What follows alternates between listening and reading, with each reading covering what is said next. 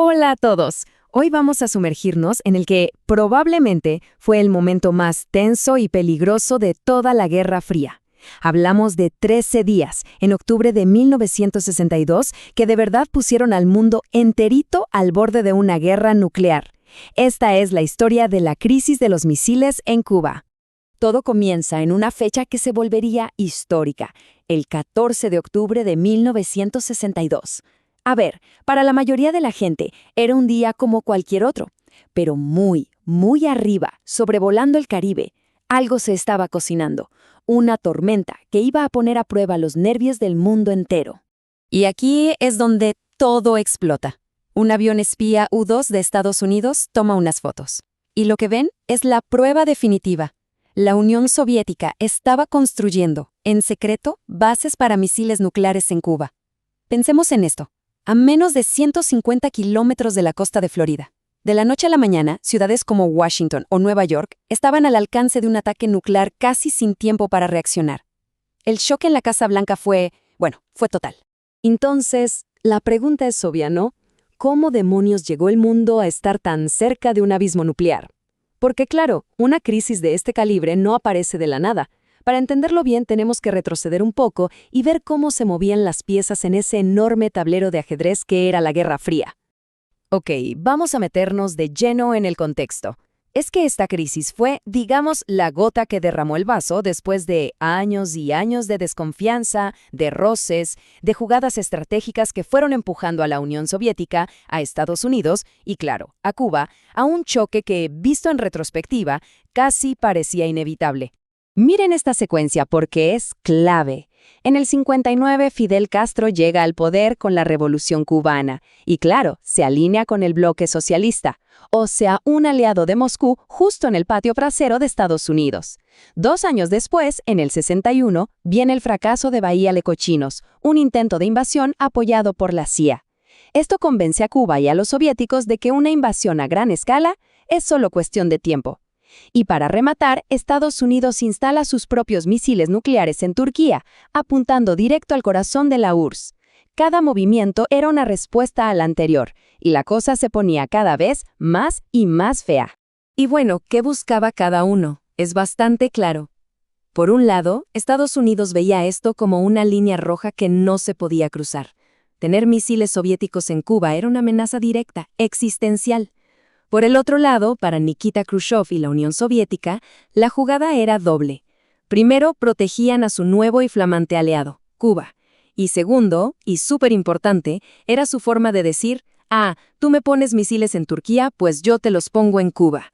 Buscaban equilibrar el poderío nuclear.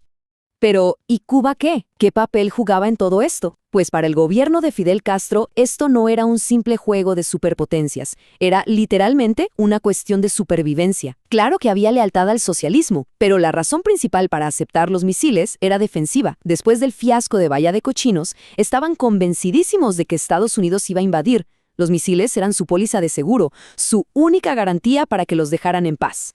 Y aquí viene un dato que es súper importante. Fidel Castro, de hecho, le insistió a Moscú para que el despliegue de los misiles fuera público, abierto, algo así como los acuerdos que ya tenía Estados Unidos con Turquía o Gran Bretaña. Pero Khrushchev dijo que no, que mejor en secreto. Y ese fue un error garrafal. ¿Por qué? Porque cuando los descubrieron, no parecían 2 aliados defendiéndose, sino 2 conspiradores. Y eso le dio a Estados Unidos toda la ventaja moral y política para reaccionar. Bueno, y ahora sí, entramos en el momento más crítico, los famosos 13 días. 13 días en los que el descubrimiento de esos misiles desató una seguidilla de eventos que, de verdad, nos pusieron más cerca que nunca de apretar el botón rojo.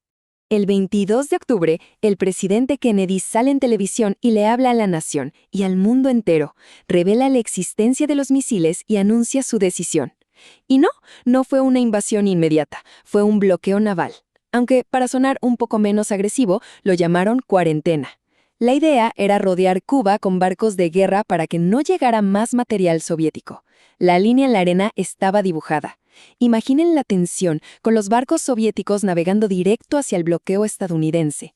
Pero el momento de máxima tensión llegó el sábado 27 de octubre. un día que la historia recuerda como el Sábado Negro. Y se llama así porque fue el día en que todo, de verdad, estuvo a punto de irse al diablo por una serie de incidentes que se salieron de control. Un número. 1. Ese número lo resume todo. ¿Por qué? Porque ese sábado, un misil antiaéreo soviético disparado desde Cuba derribó un avión espía U-2 estadounidense.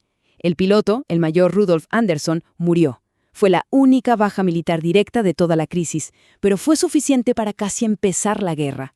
En Washington, los militares presionaban a Kennedy para que respondiera con un ataque ya. La guerra estaba literalmente a una orden de distancia. Pero la guerra no empezó. Casi milagrosamente, en medio de todo ese caos, la diplomacia se abrió camino. Ahora, la solución que se le contó al mundo era solo una parte de la verdad. La verdadera negociación se hizo por debajo de la mesa, en un intercambio de mensajes frenético y con un pacto secreto. El acuerdo final tenía en realidad 3 partes. Primero, lo público. La Unión Soviética se comprometía a quitar los misiles de Cuba con supervisión de la ONU. Segundo, también público. Estados Unidos prometía solemnemente no invadir Cuba nunca. Y tercero, la parte secreta, la que lo cambió todo. Estados Unidos también aceptaba retirar sus misiles nucleares de Turquía, aunque lo haría unos meses después y sin hacer ruido. Esto fue clave para que Khrushchev pudiera salvar la cara y no parecer que había cedido por completo. ¿Y para Cuba cómo quedó la cosa? Pues fue un sabor agridulce. Por un lado, se salvaron de una invasión, pero por otro, se sintieron totalmente traicionados. ¿Por qué? Porque el acuerdo final se negoció entre Moscú y Washington, por encima de ellos. Decidieron el futuro de la isla sin siquiera consultar al gobierno de Castro. Esto, como se pueden imaginar, abrió una herida importante en la relación entre Cuba y la Unión Soviética. Es curioso, pero el miedo que pasaron ambos bandos, ese pánico de estar a un paso de la destrucción total, tuvo un efecto inesperado. Llevó a un periodo que se conoce como detente, o sea, una relajación de las tensiones.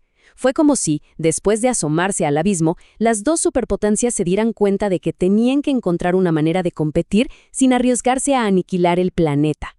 Y entonces, ¿cuál es el legado de todo esto? ¿Qué lecciones nos dejó este momento tan crítico? Porque las consecuencias de la crisis, créanme, marcaron el resto de la Guerra Fría y de alguna manera siguen resonando hasta hoy. A ver, varias cosas importantes. Primero, para que no volviera a pasar algo así por un malentendido, se creó el famoso teléfono rojo, una línea de comunicación directa entre Washington y Moscú. Segundo, la Unión Soviética se sintió humillada y se lanzó a una carrera armamentista brutal para alcanzar Estados Unidos y no volver a negociar en desventaja. Tercero, y es una ironía, el régimen de Castro salió fortalecido, ahora con la promesa de Estados Unidos de que no lo invadirían. Y quizá lo más importante, se aprendió una lección no escrita. Yo no me meto en tu patio, tú no te metes en el mío. Muchos dicen que en 1962 el mundo más que nada tuvo suerte. La crisis fue una combinación peligrosísima de estrategia, errores de cálculo y al final un miedo terrible a lo que podía pasar.